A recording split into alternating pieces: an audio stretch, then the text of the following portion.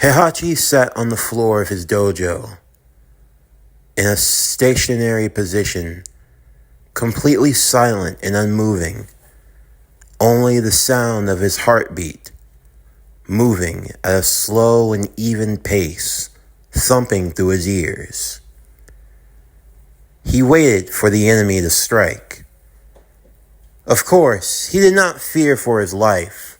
In this training, it was not about pushing himself, but rather it was about keeping his senses about him. He waited. To the average person, this would have felt like torture. Seconds could feel like hours, a lifetime. But in the mere moment, everything would change. 10 individuals moving in the shadows of the dojo would appear, surrounding Heihachi. They were the best of trained guards that Heihachi could produce.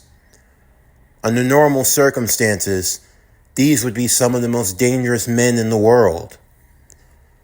The funny thing about that title is that, depending on where you are, it's so meaningless. It's like the saying of being a big fish in a small pond. But so often, that parable, it gets used in a negative connotation. Does that belittle the effort of the fish?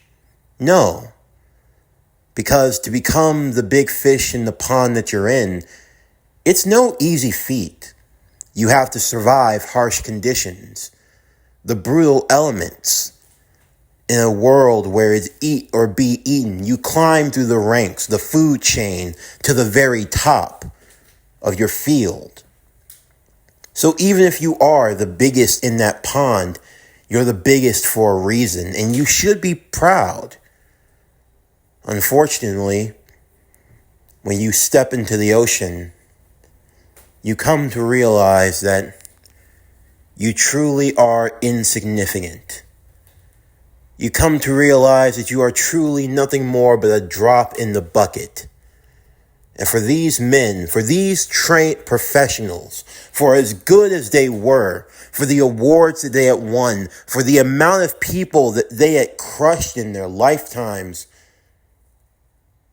they realized just how out of their depths that they truly were in that moment, as Heihachi would dismember them one by one, breaking their limbs and destroying them, leaving them in a heap.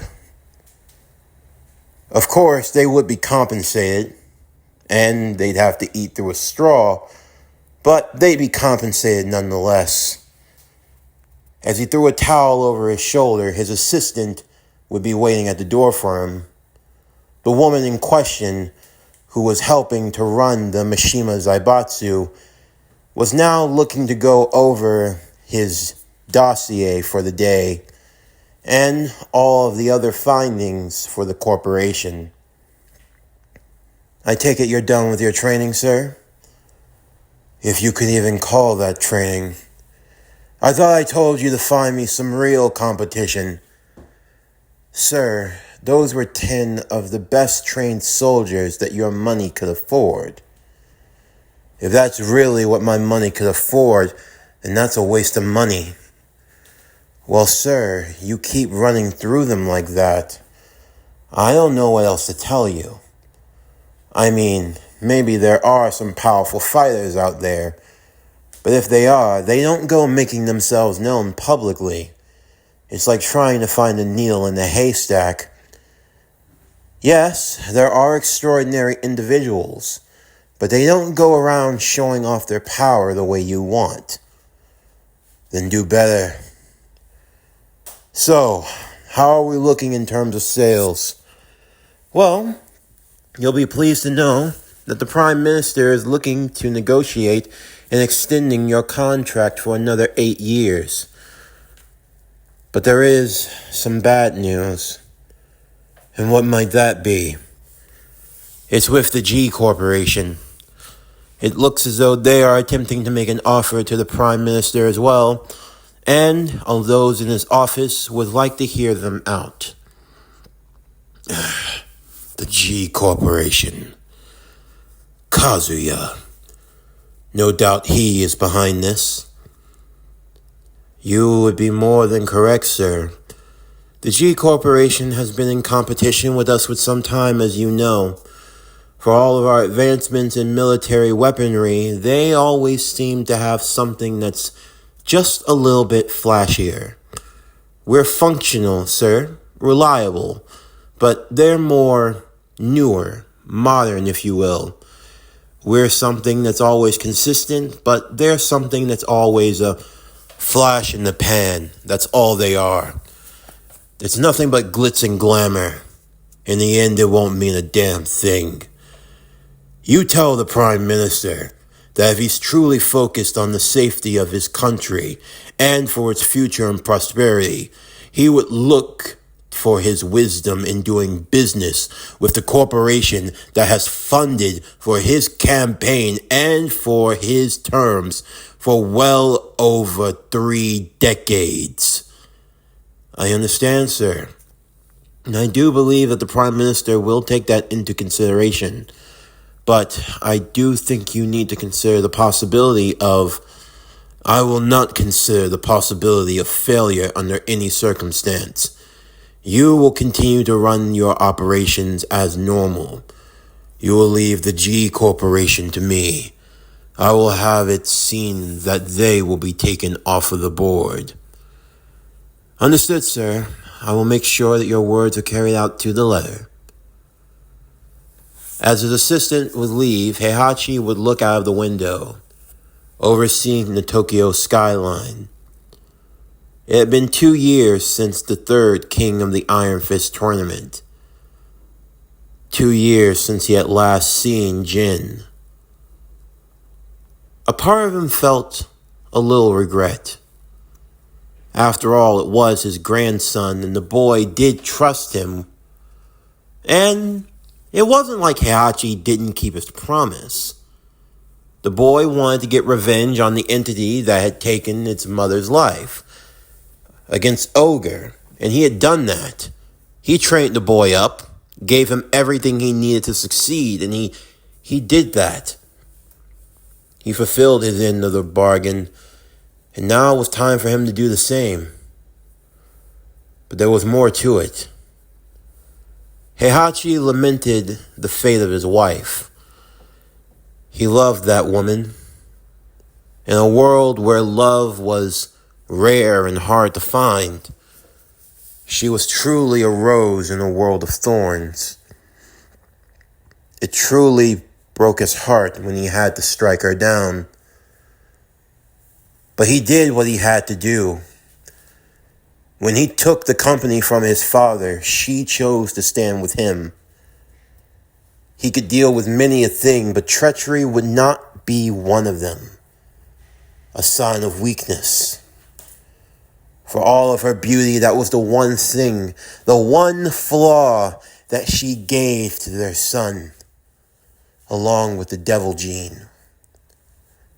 But now, for the Mishima Zaibatsu, in terms of gaining new power, they saw it through different methods, among them being the recreation of Ogre.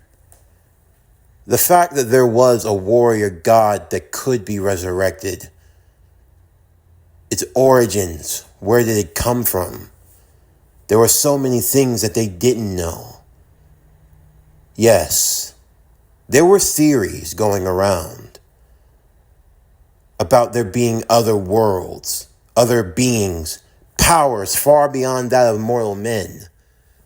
There were those who attributed this to the phenomena that began back in the year of 1999. Some who believed that there was an extraordinary event that took place where the line between worlds was broken forever, where realities became warped. There were those who claimed to have seen the world where angels and demons fought on the earth for the very first time. But the events of those days were still blurry. Heihachi even remembered that day. A day when it felt like the world was just going to end. He couldn't make sense of it all himself, but he remembered his father. just watching and waiting, looking to the sky as if waiting for a sign on from heaven, waiting to see what the final judgment was going to be, and for humanity, they would live. For them, they never saw this sign of works, this sign of what existed beyond, before Heihachi, deep down in his heart, he became a believer. Whether you call them angels or demons, gods or devils, whatever you want to believe, there was something out there. There were reports of these groups that existed. Sorcerers, shinigamis, these beings, these exorcists, powerful fighters, metahumans, monsters, things of science and magic. All of these fascinating tales, they weren't just fiction. They were starting to become a reality. This world was beginning to change.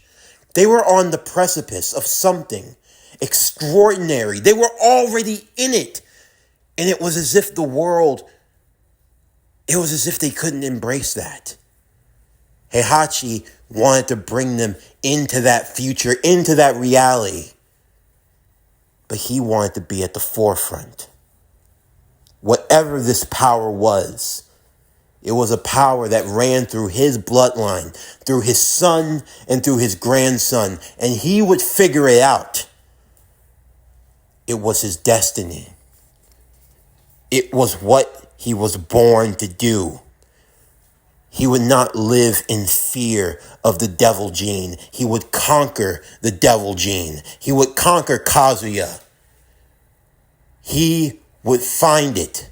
He would destroy him. He would claim that power for himself. And he would usher in the new era. The era where man would transcend his human form and would evolve into the next stage. The ultimate fighter. Heihachi believed that even in his old age, he was not going to slow down. No, now was the time for him to speed up. Now was the time for him to press forward. Now was the time to evolve, to adapt, or to die. That was the way of the Mishima. To live or to die. It was that simple. There was no other way. And with that, he was even more determined. He set his sights onto the future, and he would crush anyone who opposed him. As the Tekken force would arrive to Nepal, arriving to the factory of the G Corporation, though sources would indicate that the G Corporation's true origins could be tied back to another older organization of the past, an organization known as Advanced Idea Mechanics, or AIM for short. The Tekken Force, the fighting paramilitary army led under the Mishima Zaibatsu, would make their way to one of the heading factories of the G Corporation, where they believed they had found the location of Kazuya Mishima. However, while they had found their intel to be correct, what they were mistaken in believing was that Kazuya was nothing but a corpse. You see, the last time that Heihachi and Kazuya had come face to face, Heihachi was the victor, and Kazuya, well, his remains could be found in the bottom of a volcano. If there was anything left of him, it would be charred and left in scrap. But Kazuya was alive and well. In fact, he had been working with the G Corporation, willing to offer his body as a donation to science, allowing for their advancements in technology. In exchange for that power, he would be given the tools needed to aid in the defeat of Heihachi in his company. The Tekken force would swiftly be defeated, with only one soldier being left, One soldier left just strong enough to go struggling back to Heihachi with a message. Kazuya was alive and well, and to his father, he would be warned to stay on guard because the prodigal son was coming home and he would reclaim everything that was rightfully his. Heihachi would not take this threat lightly, now knowing fully well that he was embroiled in a war with his son. The G Corporation and the Mishima Zaibatsu would now enter into an arms race like never before. Advancements in weapons and all sorts of technology would now be at the forefront. And it seemed soon enough that Japan would become the battleground for which these two titans of industry would wage their war. But there was also something else. A third party. Heihachi had heard whispers going around. And whispers were not good for business. It started on the lower levels. Faint rumors of a man dressed in black, hidden in the shadows. A man who was taking out crime on the lower ends of Tokyo. Of course, Heihachi didn't care much about it. If this was vigilanteism, it was a dime a dozen. It wasn't like it was the first time someone decided they wanted to take out crime. After all, there was some car-driving, flamed skull individual that was running around racking up a whole bunch of kills against some of the worst of the scum of society. Heihachi couldn't have cared less. But for this man in black, who was said to have initials of double D in red, his targets started to go up in notoriety. Eventually, Heihachi's curiosity would be piqued when he looked on the newspaper and saw that a truck that was supplying weapons for the Tekken force had been hit. The cache of weapons was destroyed, and the mark of the vigilante was left in its wake. This would be brought up in conversation over a game of golf, as Heihachi was playing with an old friend. A friend from the States. A man who had even tried for the presidency. He lost, but he wasn't too upset about it. In the end, him running for president, it was just more of a whim than anything else. He had already been mayor of New York, and he had tried his hands in many fields, and he had had a great deal of success. To many, he was known as a businessman, an entrepreneur, someone of high class and standard. Wilson Fisk. But to a select few, he was known as the Kingpin. Now you see, Fisk and Heihachi, they had a good relationship. Whenever Heihachi needed some things done in the United States, Fisk was always a good person to call, someone to get things done. He ran the East Coast with an iron fist, you might say. And as such, he never had to worry too much about bureaucracy or things of that nature. Doing things under the table was more sufficient, less trackable.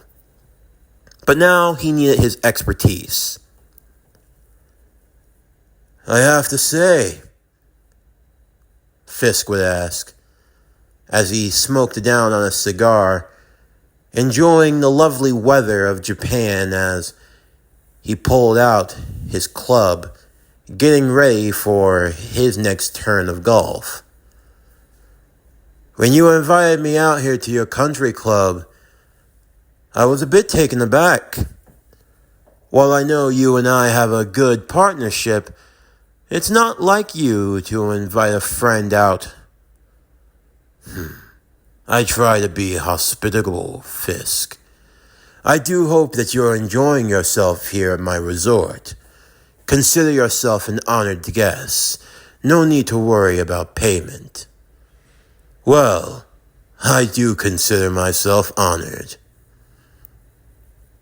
Not payment in money, but I would like to have some information. Information? Always looking for something, aren't you, Heihachi? Just looking into something.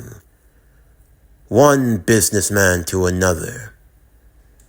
I believe this is something that would be of great interest to you. I believe that a devil from your past has returned.